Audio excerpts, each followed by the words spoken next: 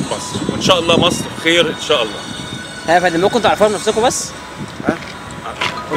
تعرفونا بنفسكم. ابونا بندلمون كاهن كنيسه الروم الارثوذكس بدمياط. الشيخ محمد سلامه وكيل وزاره الاوقاف بدمياط. تمام. متشكرين جدا. قول رسالتك يا فضيله الشيخ انت.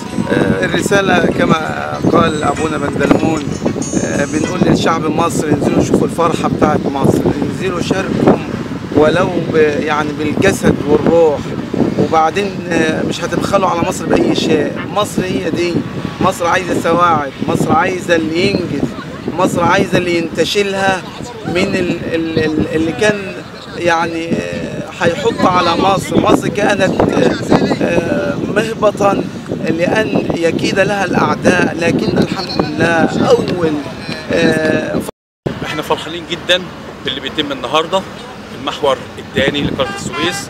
نشكر سياده الرئيس عبد الفتاح السيسي على المشروع العظيم ده، وبندعمه معنويا، وبنيجي وهنيجي تاني وثالث ورابع، وبنطلب الناس والشعب ان يدعموه ماديا كمان، يدعموه ماديا.